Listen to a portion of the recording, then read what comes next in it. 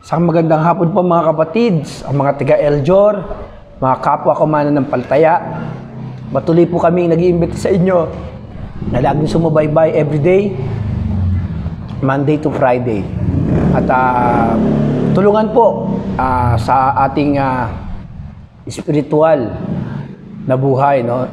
At sa panahon ng pandemic ay tayo po ay naka-quarantine. Ito po yung paraan para po maabot natin ang isa't isa, mabahaginan ng salita ng Diyos. At ito po yung makatutulong sa bawat isa sa atin. Kaya po salamat po sa inyong pagsubaybay. Tayo po ay manalangin para sa pasimula. Panginoon, salamat po sa araw na ito, ngayong hapon. Patuloy po na kayo po ang nagbibigay sa amin ng inspirasyon. Salamat po sa inyo sapagkat kayo po ang laging nagpapalakas sa amin at nagbibigay ng lahat ng aming pangangailangan. Nagpapasalamat po kami sa iyo, Panginoon, sa pangalan ni Jesus. Amen. Ang ating pong pag-uusapan ngayon ay patungkol sa pagpaparaya. Pagpaparaya, pagbibigay ng importansya sa ibang tao, pagbibigay pansin ng higit kaysa sa ating sarili, at konsiderasyon para sa ating mga kapwa-tao, especially yung ating mga kapatid sa pananampalataya. Ang ating Panginoon po ang nagpakita ng isang napakagandang halimbawa na dapat natin sundan, ang kanyang yapak. At ito po yung ang kanyang itinuturo. Dito po sa aklat ng Mateo, mga kapatid, ay lahat ng turo tungkol sa pagkagalit, turo tungkol sa pakikiapid, diborsyo, panunumpa, and then turo tungkol sa paglilimos, ay lahat po ay ibinahagi na ng Panginoon. At pero ito pong ating pag-uusapan ay tungkol sa pagpaparaya. Chapter 5 po ng 38. Narinig ninyo sinasabi, mata sa mata at ngipin sa ngipin.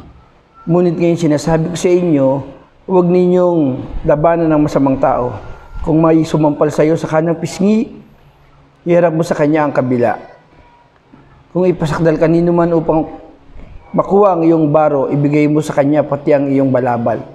Kung sa pilitang ipapasan sa iyo ng manlulupig ang kanyang dala ng 1 kilometro, pasanin mo ito ng 2 kilometro. Nagbigay ka sa nanghihingi sa iyo at huwag mong pahindihan ang mga nanghihiram sa iyo. Nakita niyo mga kapatid, no? Siguro dapat natin na tumbukin agad na ang ating Panginoon ay puro konsiderasyon ang ibinibigay sa atin, sa lahat ng taong makasalanan. Pagpaparaya, hindi para sa kanyang sarili. Hindi po para sa, kaya po siya isinugo ng Diyos ay para lamang parangalan lang. Hindi po ganoon na. Inuna niya po yung mga taong ito, tayong mga makasalanan sapagkat gusto ng ating Panginoong Hesus ay maranasan natin yung kanyang pagpaparaya, yung kanyang konsiderasyon, yung pagbibigay niya importansya sa atin, pagbibigay pansin sa ating mga makasalanan. Unang-una sabi diyan, tayo po kasi gusto natin tayo lagi ang bibigyan ng pansin. Kumbaga yung pagpaparaya ay mauuna sa ating sarili. Mga kapwa ko mananampalataya, ngayon pong ipinakita ng ating Panginoon ang pagpaparaya. Dito may makikita po natin kung paano tayo makikitungo sa ibang tao. Kung nais mong sundan ang yapak ng ating Panginoon.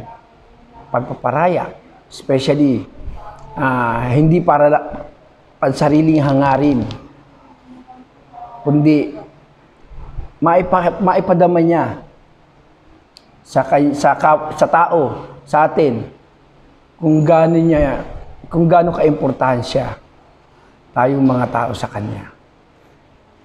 Ang ating ginagawa, sabi dito, ngipin, sabi niya, narinig niyo sinabi mata sa mata at ngipin sa ngipin. Ngunit ngayon, sinasabi ko sa inyo, huwag niyong laban ng masamang tao. Kung may sumampal sa iyo sa kanang pisngi, iharap mo pa sa kanya ang kabila. Pag ginawan tayo ng masama, siyempre, ang gagawin natin, gagantihan natin. Hindi tayo papaargabyado. Ayaw natin tayo maabuso. Tayo yung maargabyado. Nabigyan, mata sa mata, ngipin sa ngipin. Kung ano yung ginawa sa'yo, siyempre, ganun din ang gagawin mo. Kapag ikaw ay pinagsalitaan ng masama, ibabalik mo rin sa kanya. Ang sabi yan. Pero sabi ng Panginoon, hindi na raw ganon. Mata sa mata, ngipin sa ngipin. Sa halip, sabi niya, pagka meron, huwag niyong labanan ng masamang tao. Siguro, makikita po natin, kapag sinampal ka daw sa kabila, iharap mo pa raw yung, pag sinampal ka sa kanan, iharap mo yung kaliwa. Bakit siya, siguro, magtatanong tayo, bakit ganon? Bakit yun ang sinasabi ng Panginoon bilang pagpaparaya? Marahil ay sa atin ay parang hindi naman kung laging ganun ang gagawin, siyempre parang ayaw mo nang pumayag. Pero mapapansin nyo, ang ating Panginoon, ganun po ang ginawa nila. Ano ang ginawa nila sa ating Panginoon? Inakusahan ng pawang kasinungalingan. Anong ginawa sa kanya? Siya ay sinabihan na ang kanyang kapangyarihan ay galing sa dyablo. Siya galing sa prinsipe ng mga dyablo. Sinabihan siya na siya ay nagtatayo ng rebelyon. At inakusahan siya na sinasabihan siya na siya ay nagbabalak sirain ang katuruan ng mga Hudyo. Ano pa ang sinabi nila sa ating Panginoon? Di po ba sila po ay lagi po nilang sinisilo ang ating Panginoon. Lagi nilang inaabangan na magkamali ang ating Panginoon. At kung mapapansin nyo pa, nung panahon na siya ay dinakip, sabi doon mga kapatid, ay siya po ay sinampal at niluraan, hinubaran, at pinutungan ng korona, tinik. Lahat ng pagpaparaya at sa kabila nito, brethren, sinabi ng Panginoon na patawarin niyo po sila hanggang sa kamatayan. Hindi po nila alam ang kanilang ginagawa. Pag sinampal ka daw sa kabila, iharap mo pa sa kanya yung kabila para mapahiya siya. Yun po ang gusto ng Panginoon. Siguro, dapat makita natin na kung ang taong ito ay hindi kumikilala sa Diyos, especially sabi diyan, masamang tao, para mapahiya siya o para yun din ang maging daan. Pakasakaling makita niya yung kanyang sarili sa kanyang ginagawang pang-aabuso, ay makita niya yung kanyang kalagayan sa harapan ng Diyos bilang isang makasalanan. Ano pa sabi diyan? Kung ipasakdal kanino man upang makuha ang iyong baro, ibigay mo sa kanya pati ang iyong balabal. Noong panahon nila, dahil sila ay Israel, sa Jerusalem, noong panahon nila ay kailangan nila ng balabal. Sa gabi po malamig, bagamat sa araw ay napakainit, sa gabi ay napakalamig. Minsan ito po yung kinukuha ng mga taong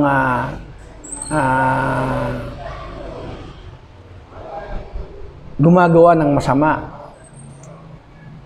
Sa atin sa panahon natin, kinukuha yung cellphone. Siyempre, pag cellphone, hindi mo ibibigay. Kaya lang kung kapalit naman ito yung buhay mo, wala kang magagawa, ibigay mo na lang. Nung panahon nila, pag kinuha yung kanilang balabal, sabi ng pang ibigay mo. Ibigay mo.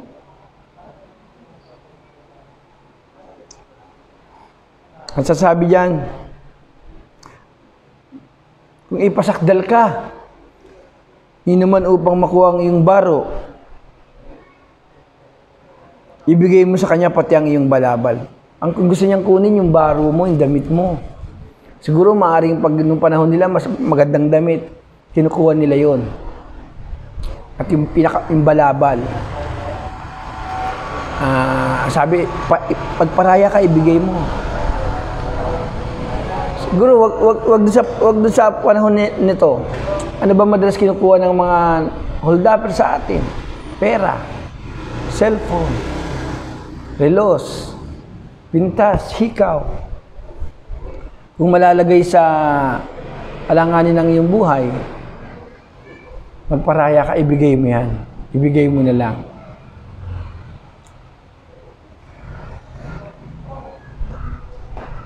Hindi ko po sinasabing pag may dumaan dyan, ibigay mo yung cellphone mo, ibigay mo, hindi po ganon. Minsan kasi ang binabanggit po rito kung mangyaring hold upin ka o kunin ang mga gamit mo, sabi yan, magparaya ka, ibigay mo. Sabi ng Panginoon. Ang ating Panginoon ay hindi nagangad ng magandang damit. Hindi po siya nanghagad ng salapi. Hindi po siya nanghagad ng magandang bahay. Sabi niya nga, siyang araw ay wala man lang masilungan. Wala man lang daw siyang mapagpahingahan. Kaya ang Panginoon kung saan nagpupunta. Pupunta sa bundok, nagpupunta sa malapit sa dagat, pupunta siya sa isang lugar kung saan makakapanalangin po siya. At maging sa ganung paraan ay pagpaparaya, ipinapanalangin po tayo, especially yung mga tayong mga makasalanan. Tuloy pa po tayo sa verse 40 po, 41. Kung sa pilitan ipapasan sa iyo ng manlulupig ang kanyang dala ng 1 kilometro, pasanin mo ito ng 2 kilometro. Nung araw po, meron kami tinatawag na na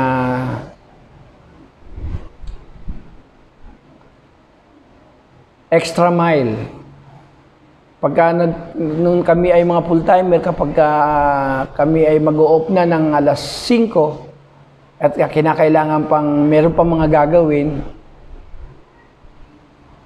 sinasabi sa amin ng mga leader namin, kailangan mag-extra mile kayo. Kasi minsan, di ba, pagka ang oras alas 5, kailangan alas 5, mga 5:03, out ka na. 5:01, 5:02. So ganun mo binabantayan ang oras mo. Pero binabanggit dito pagka daw ang isang manlulupig nung panahon nila ay pinabuhat sa iyo ng 1 kilometro yung isang bagay na gamit niya. Kasi sabi, dalhin mo to sa ganun. Ang sabi ng Panginoon, pasalin mo ito ng 2 kilometro. Sabi, higitan mo yung 1 kilometro. Magparaya ka. Ganon kasi ang ating Panginoon nagparaya. Yun po yung kanyang halimbawa na dapat po natin makita. Pagpaparaya. Siya po ay pinagwiwikaan ng mga masasama. Pero sabi, hindi man lang daw siya gumante, sabi ng Biblia. Bagus nais ng Panginoon, talagang itong mga taong masasama na to, especially tayo, na hindi kumikilala, ay sa ganung paraan, ay mahikayat tayo ng salita ng Diyos ng Panginoon. Mahikayat nung panahon nila, yung mga tao na kumilala sa ating Panginoon.